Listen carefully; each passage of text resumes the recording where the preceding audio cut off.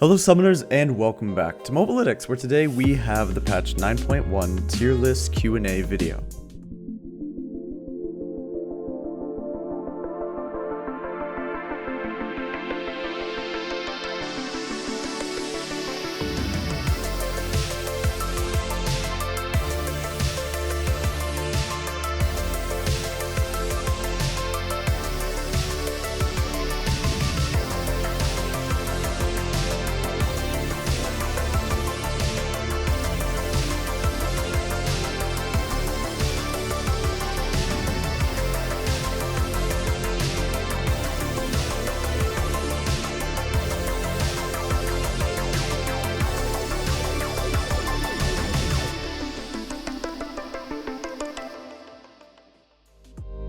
Patch 9.1 is the first patch of the year, so let's just get into some of the questions you guys had. Starting off with the first question from YouTube this week, we had a question from Jace135 YouTube that said, how come Syndra is never on these tier lists? Is there something wrong with her?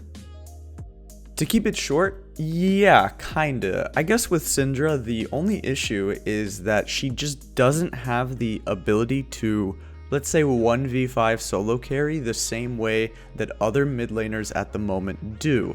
The reason for that is because most of her damage consists and most of her kill pressure consists of just hitting a single target with her ultimate. She takes a little bit to scale, although she did get some nice buffs a while back to her early game Q, so her laning phase is great. But the fact that she is completely immobile and the fact that most of the time control mages, other than some longer range stuff like Vel'Koz or Xerath at the moment, just aren't that good for solo queue, Syndra is kinda stuck in the middle there between being a shorter range control mage but also having no mobility and not really having that roaming potential the same way a Talon has. So again, the reason some of those other control mages are better is just because they have way more range. Champions like Syndra and Orianna, again, are kind of stuck in the middle there, where they don't really have the roaming potential that Ahri or Fizz or Talon have, and they don't have the range that Vel'Koz or Xerath have. Hopefully that answers your question, but she's not a bad champion at all, especially if you're really good at her. She just has a pretty high skill floor. Our next question this week comes from Triple Gamers saying, yes, Lux mid is more optimal than Zoe mid. Not really a question, but let's get into his comment. For this one, if you're talking about the best of the best Zoe players, for sure, especially in high elo, Zoe is probably more effective than Lux. We would all agree to that.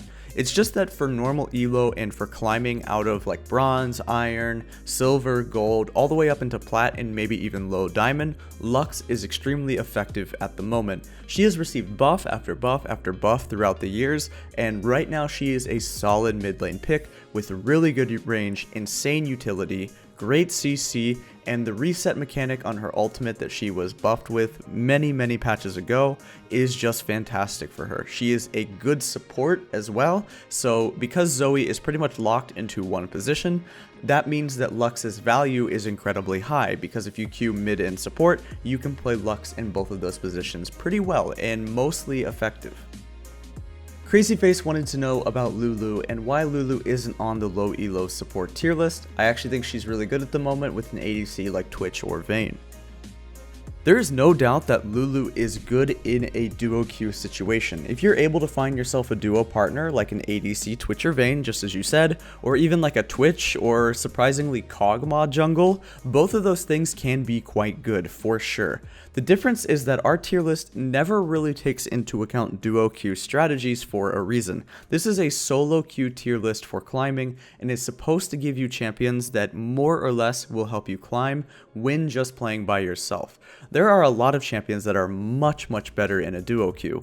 You will never ever see Braum on our tier list because he's just not that great for consistent solo queue climbing the same way a Zyra or a Brand support is, but there's nothing wrong if your buddy is a really good Lucian player and you guys are playing Lucian Braum. You absolutely could climb with that, but that crutches on the fact of you finding a duo queue partner. Our next question said, hey, I like your tier list, but I think only doing low and high elo is distorting them a bit. Example, on your low elo jungler list, I see no Rengar, and in high elo, he is S tier. I don't know where high elo starts for you, but Rengar is very good in low to mid diamond.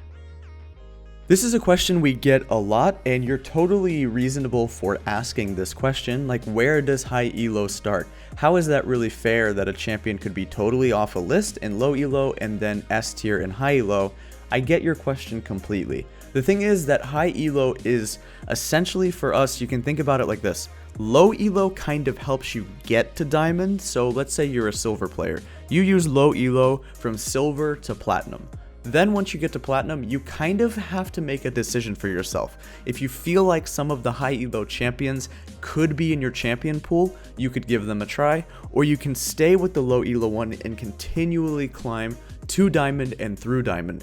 Once you get to mid diamond or starting to climb, you'll just feel like those S tier picks like a Mumu or a Rammus may fall down on the jungle list, and you're going to be playing against really good Rengar and Nidalee players in higher and higher elo. So the higher you go, the better Rengar gets. The reason that we don't definitively say that the low elo list is bronze through plat and the high elo list is diamond 1+ is because it's all up to the discretion of your champion pool and your decisions. The higher you go, the more likely that the high elo list will be better for you, and the lower that you are, the more likely that the normal tier list will be better for you.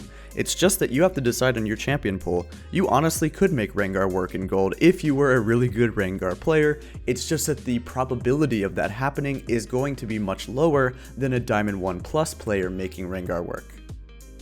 Draco Snipes said, I don't know why Rek'Sai is not getting noticed. I always run Hail of Blades on her and it's really good. Since Hail of Blades early game is buffed and late game is nerfed, I think it's a very big buff to Hail of Blades Rek'Sai along with the increase in attack speed. Her burst is very fast if you manage to do full combo smoothly. If you add Tiamat to the combo, she can be very deadly and one-shot you.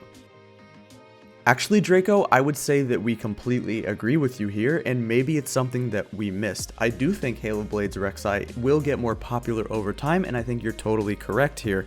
The thing is that most people aren't playing Rek'Sai at the moment, so it's hard to gauge a true power of the champion, but if you're having success, by all means go for it. I do think Hail of Blades Rek'Sai, maybe even Dark Harvest Rek'Sai is good, but Hail of Blades seems great with the synergy with your Q, and you're right, it was buffed in the early game, which is exactly what you're looking for.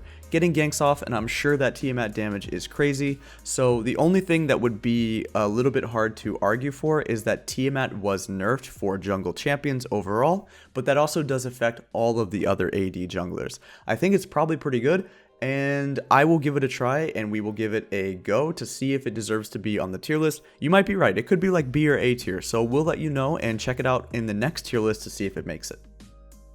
And lastly, our final question this week coming from Instagram from Michael Fox saying, why is Renekton B tier in high elo but didn't even make it on the list for low elo? In my opinion, Renekton is great in lower elos as he doesn't have a steep learning curve and he dominates lane. Renekton is a classic example of win lane lose game in low elo. Because the games go longer, typically you will be outscaled, and in order to make laning dominant champions work in low elo, the most important thing is that you use every inch you get from your opponent's mistakes, and you take advantage of every piece of a lead that you got, every gold lead, every CS, contest every single minion, and even though Renekton can start the game 5-0 in low elo, the chances of you getting outscaled by just an Amumu or a Rammus or somebody playing Singed top lane and being much more annoying to deal with later on is also very likely. I do think that Renekton can be good in low elo, but he's actually quite a bit better in high elo, and some of the one tricks do pretty well on him by using his animation cancels with Tiamat, by building Essence Reaver and going Conqueror and 1v3ing in team fights and skirmishes. Renekton is actually more catered towards high elo at the moment just because you need to be able to punish. He's kinda like Jace, although Jace is much harder to play, but imagine if Jace was a little bit easier to play. Even in low elo, he might not be that popular or do that well, because you have to use your level 1 lead so well, it's just a lot easier to play a scaling champion. But as with anything on our tier list, if you find success with it, go for it, for sure. Anyway, that's going to wrap it up for patch 9.1 tier list Q&A. Make sure you leave a comment what you thought on this, and if there's any other questions you want answered. Thank you very much for watching, and use the new Mobalytics 2.0 at mobalytics.gg. Use the link in the description.